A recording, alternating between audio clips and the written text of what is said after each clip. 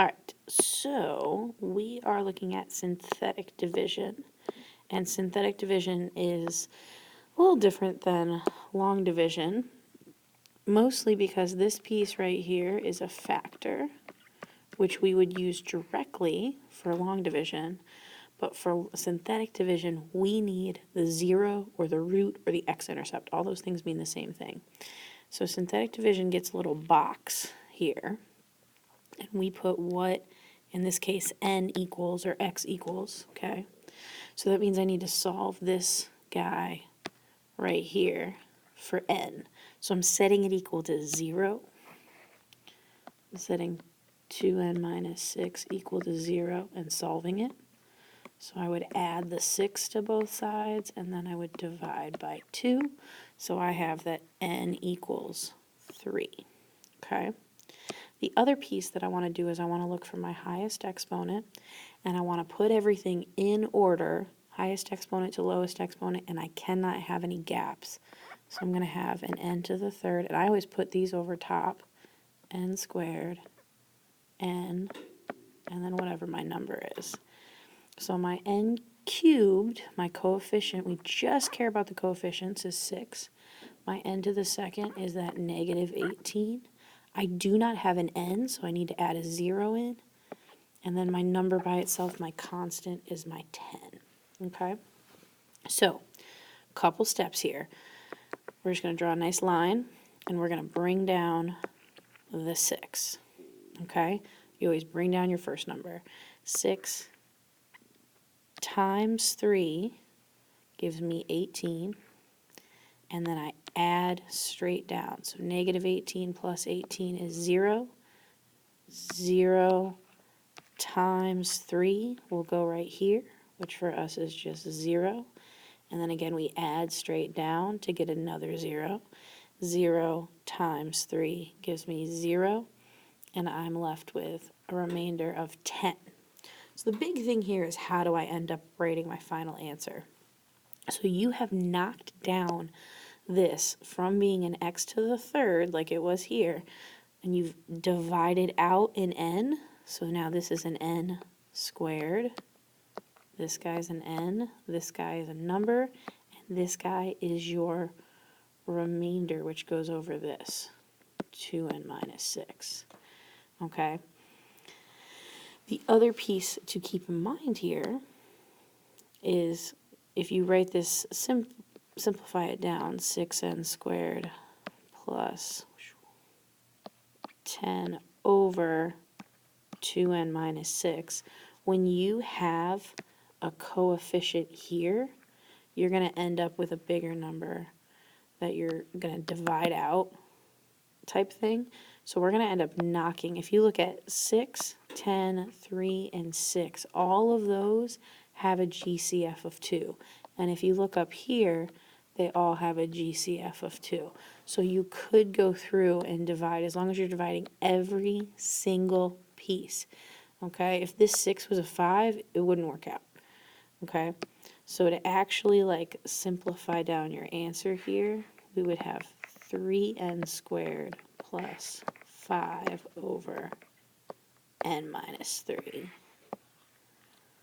Okay, so keep that in mind. All right.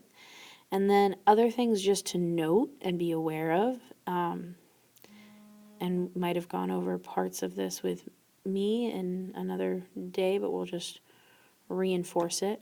If you get a remainder of 0, and these are important things, these are the kind of things that I feel like you guys need to realize, that I put questions about this on tests and quizzes. I want to make sure you actually understand what is going on behind the scenes. So if you get a remainder of 0, that tells you that for this case, it would be 2n minus 6 is a factor.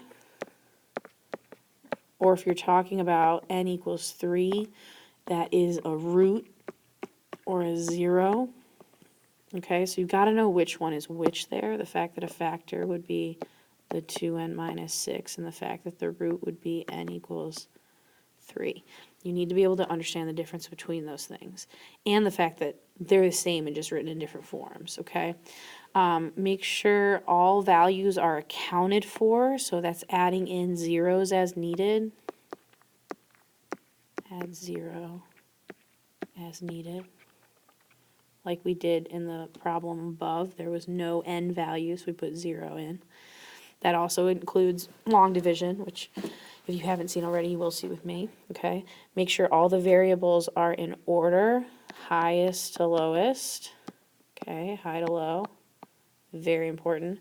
And then long division, you're using those factors, because you would use 2n minus 6 as it is. Synthetic division uses the root or the 0. Those are the exact same thing. It's the same word for the same thing, okay? So that would be when you use n equals 3. And a little thing that I do to help me remember this piece is I write n equals or x equals right here. And that helps a lot. The biggest error I see is I see people just grab that -6 and put a -6 here. That does not work, okay? So I want you to like pay attention to these, okay? All right, so at this point, I want you to try this one on your own. I'm gonna work through it, but I want you to pause your video and try it, and then as you need to unpause and check your work, you can, okay? But this is one of those moments where you're gonna get out of this what you put into this. If you just watch this and copy it down, then you might not get as much out of it as if you just try it on your own, like I am telling you to do, because I am your teacher and I know how these things work and I know how your brain works, okay? I know this one's a little goofy because it is going to turn out to be a fraction here, but it works out. So even if you just need to watch the beginning of it and set yourself up, pause and try a couple of these steps on your own without me walking you through it, okay? So first things first, we got to set this guy equal to 0 and solve it. So 6k plus 1 equals 0. So I'm going to subtract 1 to the other side, and I'm going to divide by 6. So I have k equals -1/6 in my box. And then my highest exponent is k to the 4th. 3, 2, 1, 0. Beautiful. I'm not missing any. They're already in order. So I've got, you know what, I'll just line them right up underneath there. That'll be a little easier. So I won't even write these. I'll just use this version here, and I'll write underneath these guys. Okay. So I've got 6, 37, -42, -68, and a -8. First step is always to bring down the 6, so we've got somewhere to start. I'm going to add straight down, and when I pop up to here, I'm going to multiply. I write all these little pieces in to help myself out, okay? Visual cues are huge. Also, when you are dividing, when you're multiplying by a -1/6, that's the same as dividing by -6. So my thought process, I take this number and I divide by -6, which in this case gives me a -1. Add straight down and get a 36. Ooh, that's satisfying because you know that's going to work out nicely. Then I divide 36 by a -6. Be very careful with that negative. That's going to give me a -6. Add straight down, I get a -48. Again, nice and divisible by 6. Remember, you can pause at any point and try a couple steps by yourself, please. That's going to end up giving me a positive. So I'm going to go ahead and put a plus sign there to help myself. And 6 goes into 46 8 times. Add straight down, get a -60. Ooh, good things are happening. Multiply those guys, I'm going to get a positive, and I'm going to get a 10, which adding up will give me a 2, okay? And then I went from a k to the 4th, I divided out a k, so now this is going to be a k to the 3rd. Make sure you're putting plus signs between things that need them. That guy's already got a minus, that guy's already got a minus, and then this piece is my remainder. Now, something really cool that happens here, okay, something really cool that happens here is that since it wasn't 0, and even if it was 0, you now know a coordinate on your graph, because when you input -1/6, you're going to output a 2. And if you want to check and look at it and see that I'm telling you the truth, I encourage you to do that. negative 1/6, 2 is a point on this graph. So you've got to always think, right, what kind of questions can I ask you? One of the questions I could ask you is, what's the point on, what do you know is a point on the graph because of this, okay? Also, because we have this 6 here, I know that the 1 doesn't work, okay?